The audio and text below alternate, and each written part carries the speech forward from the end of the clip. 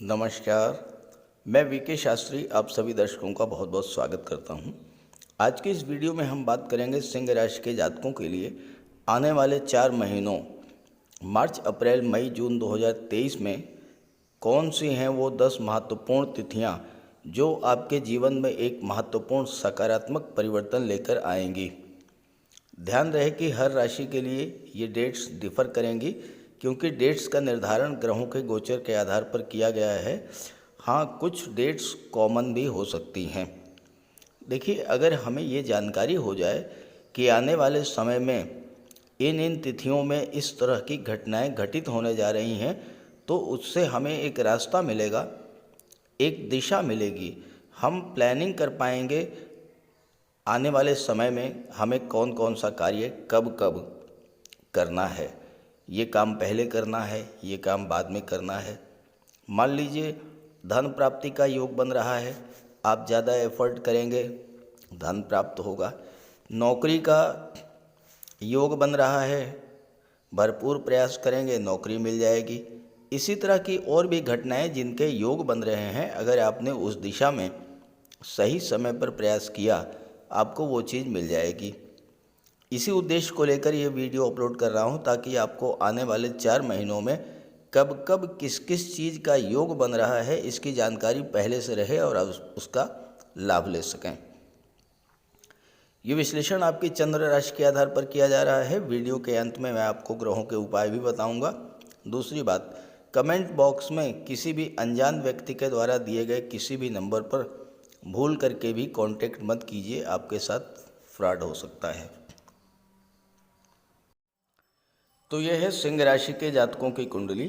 पहले समझते हैं ग्रह स्थितियों को। देखिए, शनिदेव का गोचर कुंभ राशि में है, सप्तम भाव में। देवगुरु का गोचर मीन राशि में है, अष्टम भाव में। देवगुरु 21 अप्रैल तक अष्टम में रहेंगे, इसके बाद राशि परिवर्तन करके नवम भाव में आ जाएंगे और यहाँ पर गुरु राहु की युति बनेगी, गुरु चांडाल योग बनेगा। मंगल का गोचर दशम भाव में है और 13 मार्च को मंगल राशि परिवर्तन करके लाभ के भाव में गोचर करेंगे।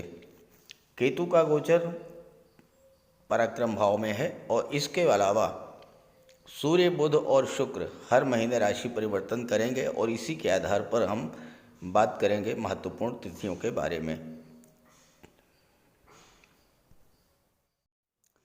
आगे बढ़ने से पहले हम बात करेंगे जनवरी और फरवरी में आपके जीवन में क्या क्या परेशानियां आईं, किन किन समस्याओं से आपको जूझना पड़ा और इसके पीछे कारण क्या थे। अक्सर आप लोगों के कमेंट्स आते हैं कि जो बीत गया उस पर चर्चा करने से क्या लाभ। तो मैं आपको बता दूं कि मनुष्य आगे कैसे बढ़ता है।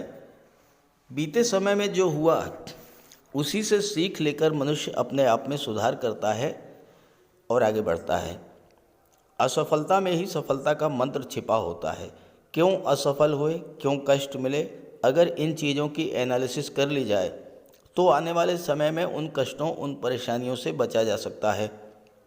दूसरी बात, जरूरी नहीं कि सबके साथ ऐसा ही घटित हुआ हो जो मैं बताने जा रहा हूँ, लेकिन जिनके भी जीवन में उन ग्रहों की महादशा या अंतर्दशा गतिमान होगी जिनकी चर्चा आगे करूँगा, तो उनके साथ कुछ न कुछ अशुभ जरूर घटित हुआ होगा।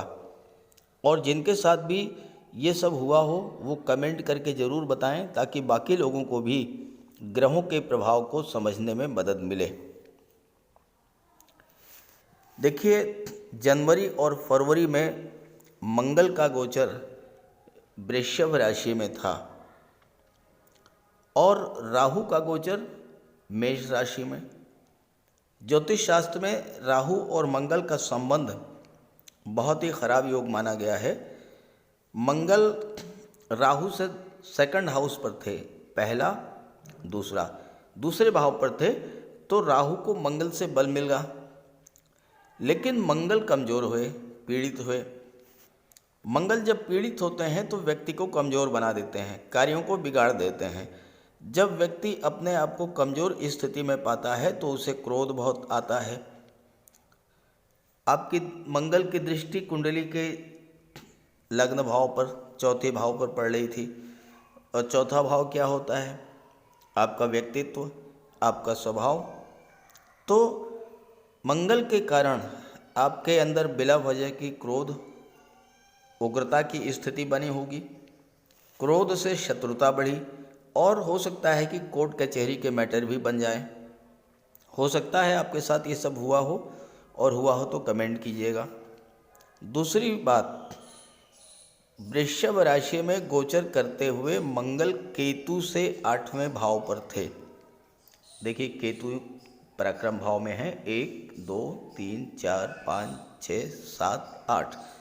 केतु से अष्टम पर थे मंगल, और 8वां भाव क्या होता है? दुख, पीड़ा, कष्ट, दुर्घटनाएं। केतु आकस्मिक घटनाओं के कारक होते हैं, केतु अलगाव के कारक होते हैं, केतु डिटैचमेंट के कारक होते हैं। तो मन में निराशा और डिप्रेशन की स्थिति बनी होगी। चूँकि मंगल दशम में गोचर कर रहे थे कर्म भाव में, तो कार्यों में भी विलंब हुआ होगा, कार्यों में बाधा आई होगी, काम में मन नहीं लगा होगा, काम छोड़ने का मन हुआ होगा। पीड़ित मंगल संतान के लिए भी कष्टकारी होते हैं। गर्भवती माताओं को विशेष कष्ट झेलना पड़ा होगा, क्योंकि मंगल की सप्तम दृष्टि चतुर्थ भाव और अष्टम दृष्टि पंचम भाव पर, जहाँ से संतान का विचार किया जाता है, तो संतान को भी कष्ट हुआ होगा, गर्भवती माताओं को कष्ट हुआ होगा। मंगल की दृष्टि लग्न पर पड़ी, लग्न भाव से आपके स्वास्थ्य का विचार किया जाता है। पीड़ित होने के कारण मंगल के आपको हाई ब्लड प्रेशर या चोट चपेट, एक्सीडेंट, बार बार बुखार आना, ये सब समस्याएं आई होंगी। बड़े भाई से विवाद हुआ होगा। अशुभ मंगल के कारण धन के संचय में बाधा आई होगी, प्रॉपर्टी को लेकर विवाद हुआ होगा, आत्मविश्वास में कमी आई होगी, घबराहट, लगातार सिरदर्द की शिकायत भी बनी रही होगी। दूसरी वजह थी शनि का गोचर। शनि कर्म के कारक हैं। 17 जनवरी तक शनि मकर राशि में थे, छठे भाव में। 17 जनवरी को शनि सप्तम में आ गए, और जैसे ही शनि सप्तम में आए ठीक 13 दिन बाद अस्त हो गए। शनि के अस्त होने का प्रभाव ये पड़ा कि काम में मन नहीं लगा होगा, कार्य क्षेत्र में बाधाएं आई होंगी, कोई काम शुरू करना चाहते थे नहीं कर पाए, व्यापार में मंदी की स्थिति, और जो लोग किसी तरह के निर्माण कार्य से संबंध रखते थे उनका कार्य प्रभावित हुआ होगा। शनि कर्म के भी कारक हैं, लाभ के भी कारक हैं। जब कार्य प्रभावित होता है तो धन प्राप्ति बाधित हुई, आर्थिक संकट, फाइनेंशियल क्राइसिस की स्थिति से आप गुजरे होंगे, और हो सकता है आपको कर्ज भी लेना पड़ा हो, क्योंकि शनि छठे भाव के भी स्वामी हैं। आप शनि की दृष्टि आपके लग्न पर पड़ी, मंगल की भी दृष्टि आपके लग्न पर पड़ी। लग्न भाव स्वास्थ्य का होता है आपके। शनि कष्टों के, पीड़ा के, रोगों के कारक होते हैं। तो आपको घुटनों में दर्द, जोड़ों में दर्द, आर्थराइटिस की समस्या, मांसपेशियों में दर्द, वायु विकार, एनीमिया, फ्रैक्चर, हड्डियों का टूटना, इस तरह की समस्याएं आपके जीवन में आई होंगी। अगर ऐसा हुआ हो, हालांकि सबके साथ नहीं हुआ होगा, लेकिन जिनके जीवन में शनि या मंगल की महादशा या अंतर्दशा गतिमान रही होगी, उनके साथ जरूर हुआ होगा। कमेंट करके बताइएगा। अब आइए बात करते हैं 10 महत्वपूर्ण तिथियों के बारे में। सबसे पहले बात करते हैं धन, विवाह और संतान का योग कब बनेगा। देखिए, ज्योतिष शास्त्र में धन का कारक, संतान का कारक और विवाह का कारक देवगुरु और शुक्र को माना जाता है। और जब देवगुरु और शुक्र कुंडली में राजयोग बनाएं, केंद्र के भाव में गोचर करें या त्रिकोण के भाव में गोचर करें, तो धन प्राप्ति का योग बनता है, विवाह का योग बनता है, संतान प्राप्ति का योग बनता है। और अगर शुक्र और गुरु दोनों एक साथ गोचर करें या एक दूसरे से त्रिकोण पर हों, तो वो स्थिति बहुत ही सुखद होती है। दोनों अत्यंत बलवान स्थिति में होते हैं और धन प्राप्ति कराते हैं, विवाह का योग बनाते हैं।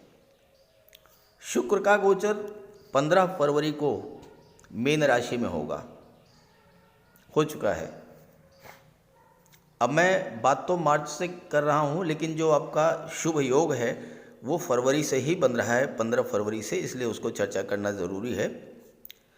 15 फरवरी से और 12 मार्च शुक्र उच्च के रहेंगे मीन राशि में, गुरु के साथ युति बनाएंगे और कुंडली के छठे भाव में गोचर करेंगे, अष्टम भाव में गोचर करेंगे।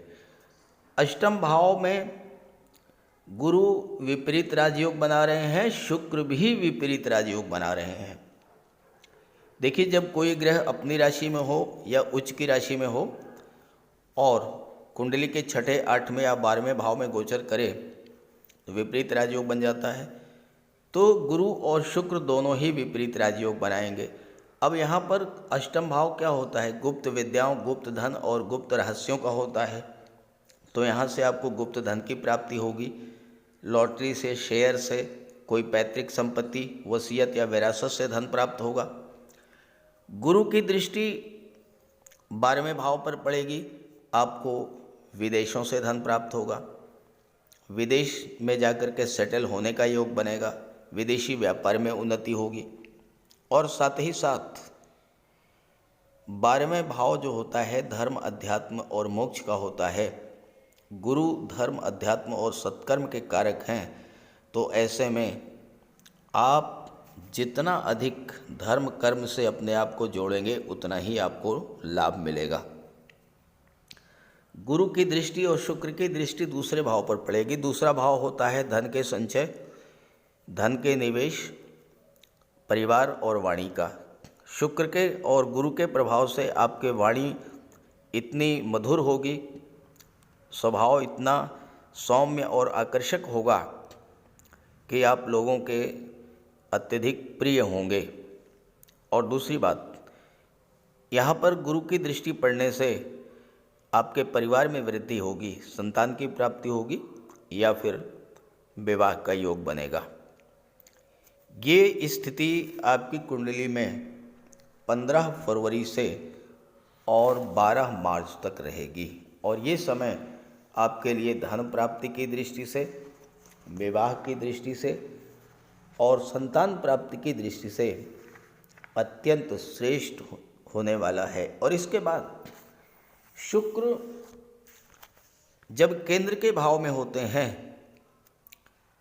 अपनी ही राशि में होते हैं, तो मालव्य राजयोग बनाते हैं। और मालव्य राजयोग अत्यंत शुभ और श्रेष्ठ योग होता है। शुक्र का गोचर कुंडली के 10वें भाव में,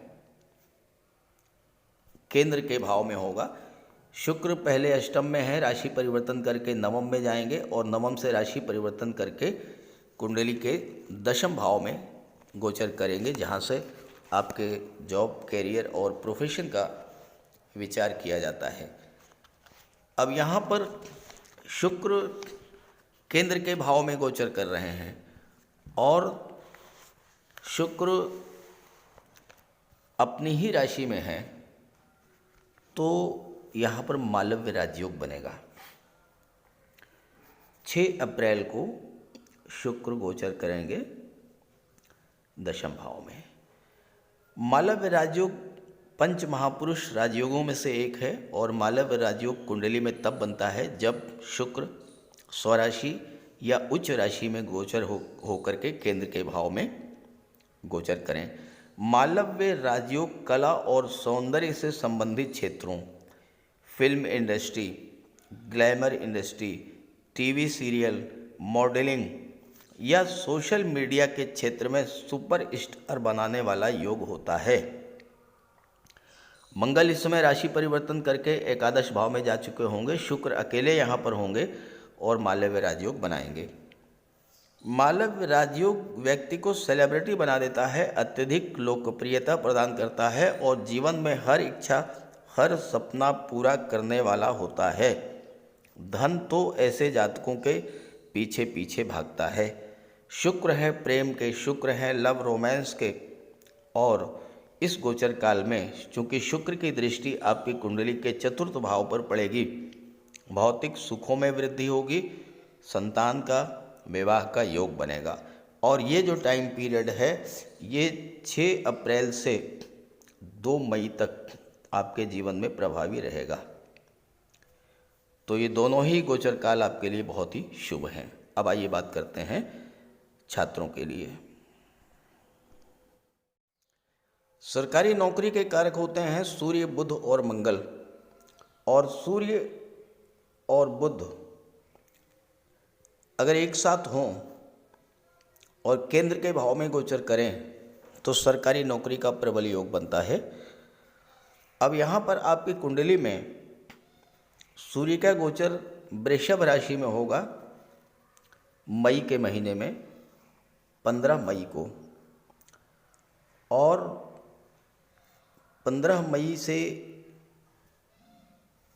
15 जून तक सूर्य दशम में गोचर करेंगे। और यहाँ पर 7 जून को बुध भी आ जाएंगे। सूर्य बुध का बुधादित्य राजयोग बनेगा। सूर्य दशम भाव में दिग्बली होते हैं। सूर्य शासन प्रशासन के कारक हैं, राजनीति के कारक हैं। सूर्य न्यायिक सेवा और विदेश सेवा के कारक हैं, सरकारी नौकरी के कारक हैं। जो जातक सूर्य से संबंधित क्षेत्रों में प्रयासरत हैं उनके लिए सफलता का योग बनेगा 15 मार्च के बाद। और बुध बैंकिंग सेक्टर, फाइनेंस सेक्टर और एजुकेशन सेक्टर के कारक हैं। बुध आईटी सेक्टर, कंप्यूटर कम्युनिकेशन और मैनेजमेंट के कारक हैं। बुध मार्केटिंग और इंश्योरेंस के कारक हैं। और बुध शेयर मार्केट के भी कारक हैं।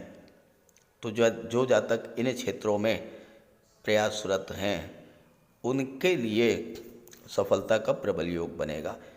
सूर्य दशम में दिग्बली होते हैं और 15 मई से 15 जून तक दशम में रहेंगे।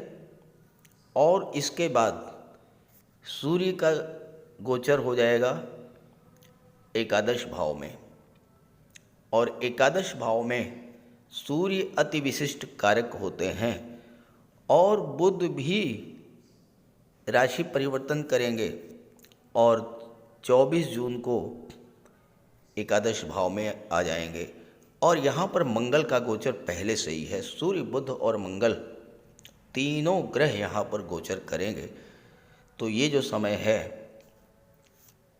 15/6 से और 17 जुलाई तक, ये जो टाइम पीरियड है ये भी आपके लिए सरकारी नौकरी देने वाला होगा। चूँकि मंगल भी हैं, मंगल के प्रभाव से आप army, air force, navy, military, paramilitary forces या मेडिकल और सर्जरी के क्षेत्र में आपको जॉब मिल सकती है। इंजीनियरिंग या टेक्निकल फील्ड में, फायर रिलेटेड एरियाज़ में भी आपको जॉब मिल सकती है। और गेम्स और स्पोर्ट्स के क्षेत्र में भी आपको उच्च स्तर की सफलता मिलेगी। और सबसे बड़ी बात ये कि मंगल भाग्य भाव के स्वामी हैं और भाग्य भाव के स्वामी होकर के लाभ के भाव में गोचर करेंगे। तो इस गोचर काल में आपको भाग्य का भी पूरा साथ मिलेगा। भूमि, भवन, प्रॉपर्टी और वाहन, इसके कारक होते हैं शनि और मंगल। और मंगल और शनि जब एक दूसरे से त्रिकोण पर होते हैं तो एक दूसरे को एक्टिवेट करते हैं। 13 मार्च को मंगल एकादश भाव में गोचर करेंगे, शनि से त्रिकोण पर होंगे।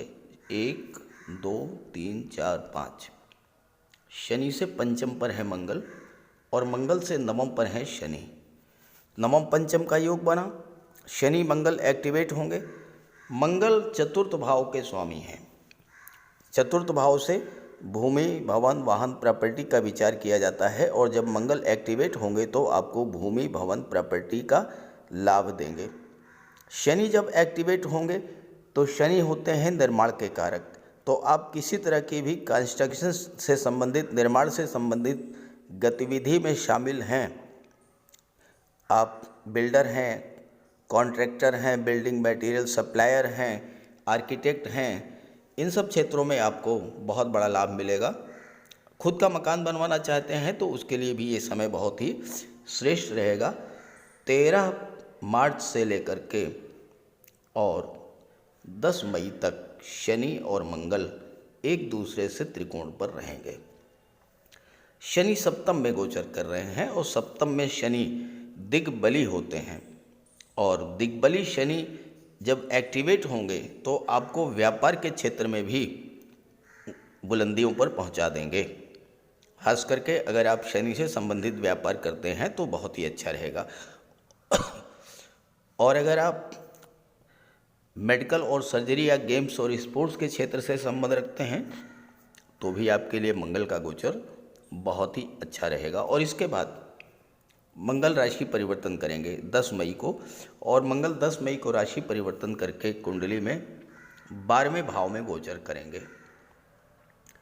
और यहाँ पर शुक्र का भी गोचर होगा 30 मई को। 30 मई को शुक्र गोचर करेंगे 12वें भाव में। मंगल और शुक्र की युति बनेगी। मंगल और शुक्र की युति मेल और फीमेल के बीच आकर्षण बढ़ाने वाली होती है, तो इस गोचर काल में आपके विवाह का प्रबल योग बनेगा। शुक्र 12वें भाव में अति विशिष्ट कारक होते हैं, तो विदेश से संबंधित लाभ आपको मिलेगा। विदेशी व्यापार में उन्नति होगी। विदेश जाकर के आप सेटल हो सकते हैं और आपका विवाह भी विदेश से हो सकता है।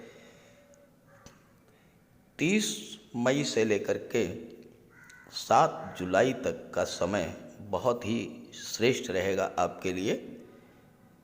विवाह विदेश से होने का मतलब ये है कि विदेश का मतलब अमेरिका, ब्रिटेन, रूस, कनाडा नहीं है। ब्रिटेन विवाह का मतलब, विदेश का मतलब जहाँ पर आप रह रहे हैं, जहाँ जो आपकी मातृभूमि है, उससे हट करके किसी दूसरे शहर में। शुक्र और शनि कुंडली में ऐसे दो ग्रह हैं जो एक दूसरे के प्रबल मित्र हैं, और अगर एक दूसरे से त्रिकोण पर गोचर करें, एक दूसरे को एक्टिवेट कर देते हैं, और वो समय आपके लिए भौतिक सुख सुविधाओं को, वाहन, प्रॉपर्टी, ज़मीन, इन सब के क्रय करने का बहुत अच्छा योग बनता है। और ये योग बनेगा 2 मई को। 2 मई को शुक्र का गोचर मिथुन राशि में होगा और शुक्र कुंडली के लाभ के भाव में गोचर करेंगे। शनि से त्रिकोण पर होंगे, शनि से पंचम पर शुक्र और शुक्र से नवम पर शनि। जब दोनों एक्टिवेट होंगे तो शनि अपने कारक तत्वों से संबंधित लाभ देंगे, शुक्र अपने कारक तत्वों से संबंधित लाभ देंगे। तो यहाँ पर शुक्र जो हैं आपकी कुंडली के 10वें भाव के स्वामी हैं। कार्य क्षेत्र में प्रबल उन्नति का योग बनेगा। खास करके अगर आप संगीत, नृत्य, अभिनय, लेखन, गायन, वादन, काव्य, कला के क्षेत्रों, सौंदर्य के क्षेत्रों से जुड़े हुए हैं, या आप व्यापार व्यवसाय करते हैं, सुख सुविधा के साधनों का, कला या सौंदर्य से संबंधित साधनों का, जैसे कि एसी है, एलईडी है, फर्नीचर है, डिज़ाइनर ड्रेसेस हैं, परफ्यूम्स हैं, कॉस्मेटिक्स हैं, इन सब चीज़ों का, या फिर आप कंफर्ट और लग्जरी के बढ़ाने वाले क्षेत्रों से जुड़े हुए हैं, जैसे शॉपिंग मॉल है, फन पार्क है, इस तरह की चीज़ों से।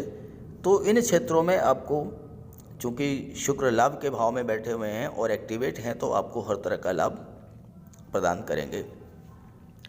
शुक्र की दृष्टि पंचम भाव पर पड़ेगी, जहाँ से संतान और शिक्षा का विचार किया जाता है। संतान प्राप्ति का भी योग बनेगा, और शनि एक्टिवेट होंगे तो विवाह का भी योग बनेगा। सप्तम भाव में बैठे हैं शनि।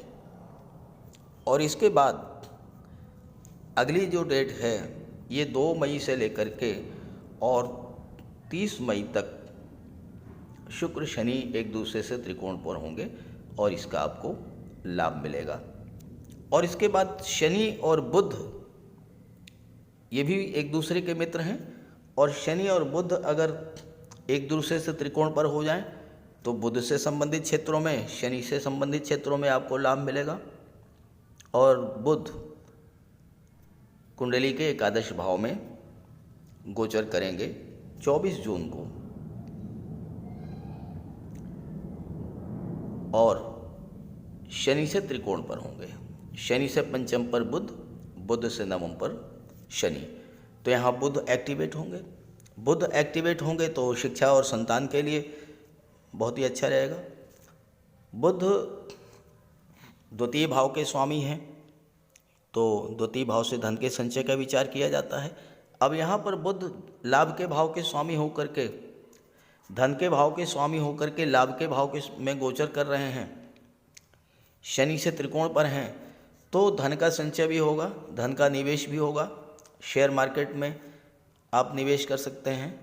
साथ ही साथ बुध से संबंधित क्षेत्रों में आप एजुकेशन सेक्टर, फाइनेंस सेक्टर या बैंकिंग सेक्टर में हैं, आईटी सेक्टर, कंप्यूटर या कम्युनिकेशन मैनेजमेंट के क्षेत्र में हैं, तो यहाँ पर बुध आपको हर तरह का लाभ देने में सक्षम होंगे। और ये समय रहेगा 24 जून से लेकर के 8 जुलाई तक। जो लोग बुद्धि से रिलेटेड कार्य करते हैं, वाणी से रिलेटेड कार्य करते हैं, उन सभी के लिए ये समय बहुत अच्छा रहेगा। अगली जो डेट है उसका संबंध केतु और शनि से है। केतु पराक्रम भाव में बैठे हैं, शनि सप्तम में हैं, और केतु से शनि त्रिकोण पर हैं। 1 2 3 4 5। केतु से पंचम पर शनि और शनि से नवम पर केतु। केतु एक ऐसे ग्रह हैं जो व्यक्ति को बुलंदियों पर पहुंचा देते हैं।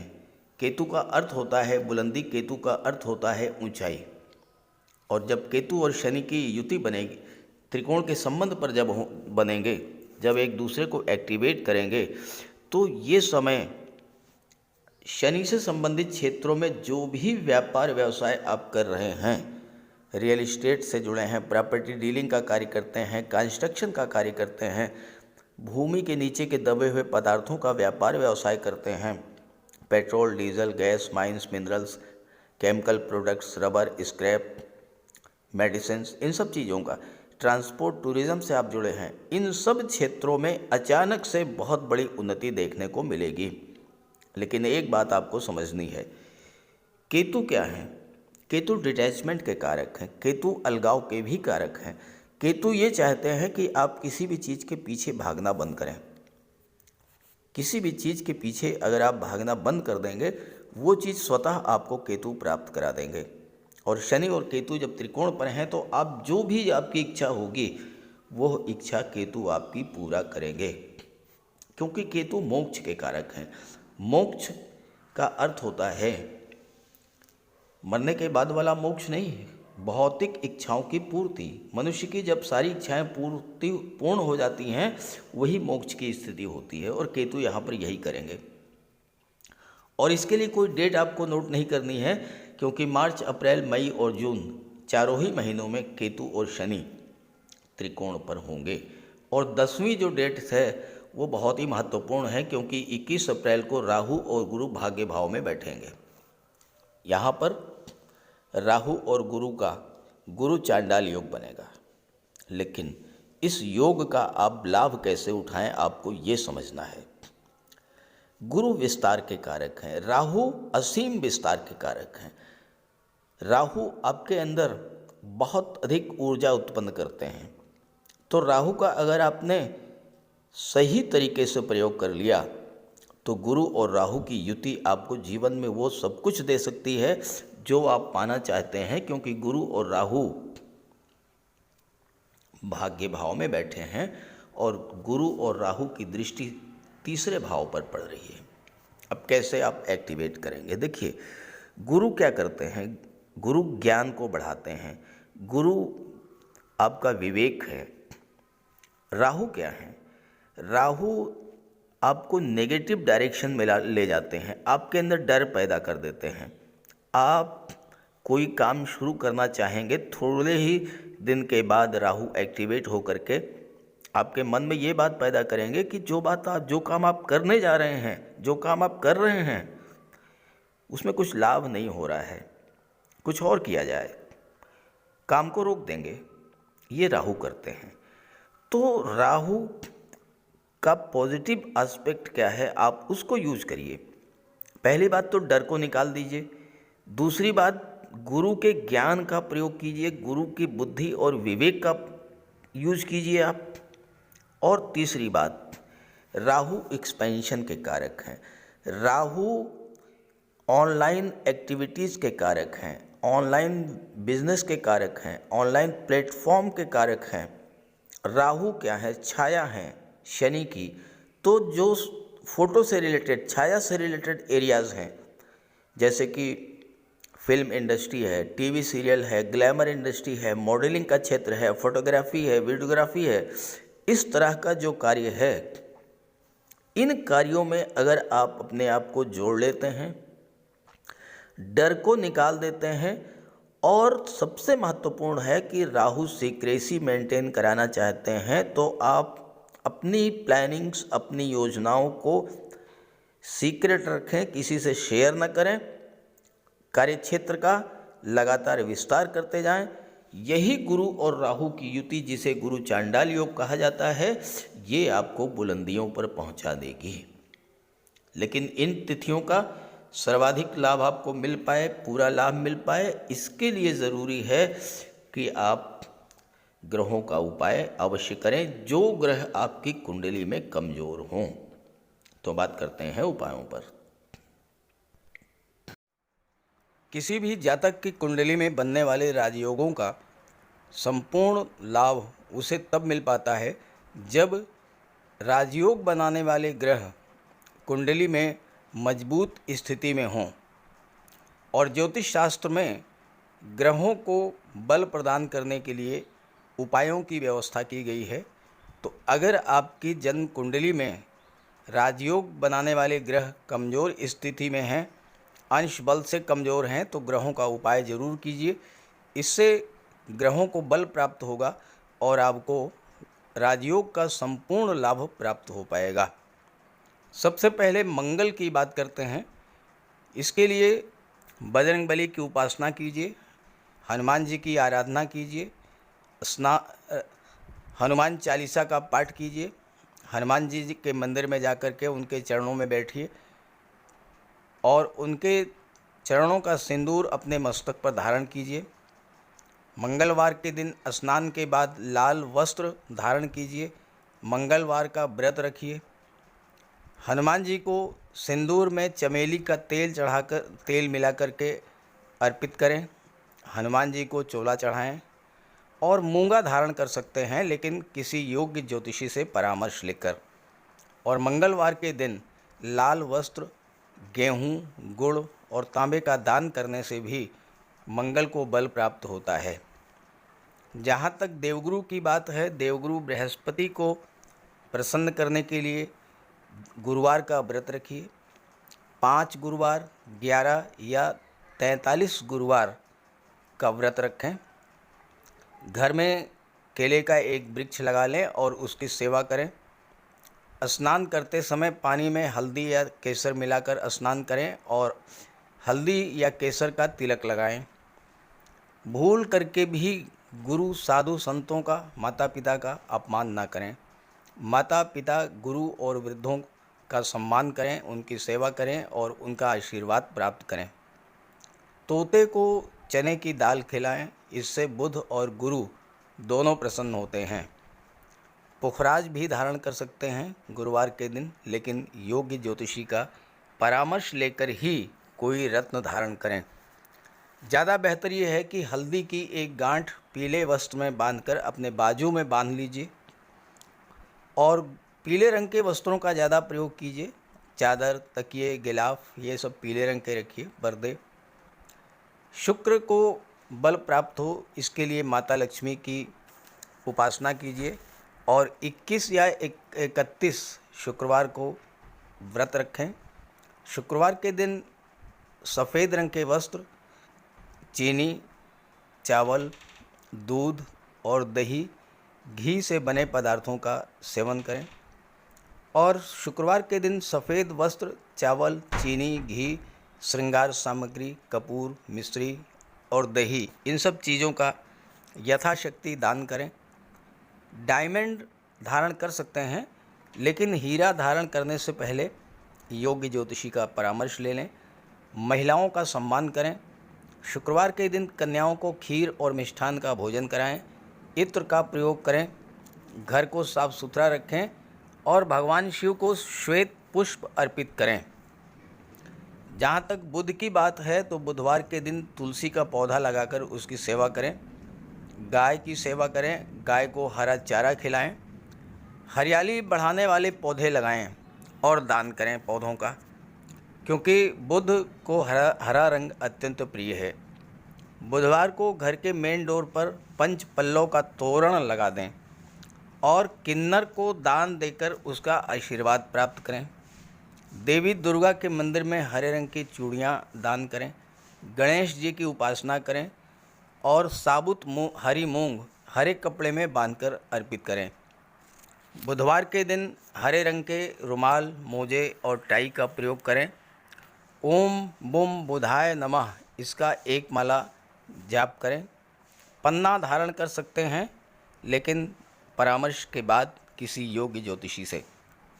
और ना तो झूठ बोलें और ना ही किसी को अपशब्द कहें। जहाँ तक शनिदेव की बात है तो कम से कम 19 और ज़्यादा से ज़्यादा 51 शनिवार का व्रत रखें। पीपल के वृक्ष के नीचे सरसों के तेल का दीपक जलाएं शनिवार के दिन।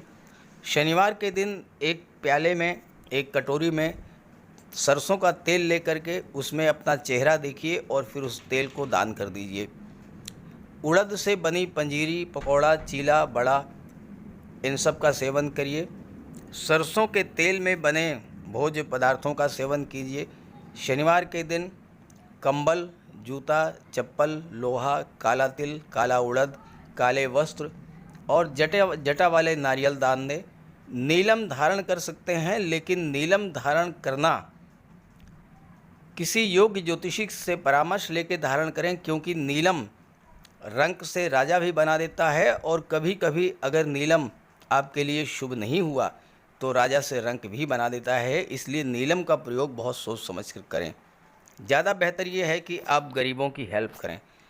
कोई भी गरीब, लाचार, असहाय, दिव्यांग व्यक्ति आपके पास आता है, मदद कीजिए यथासंभव और किसी भी गरीब व्यक्ति को कष्ट ना दें। साथ ही साथ ऐसे कार्य ना करें जो कि शनिदेव को पसंद नहीं है।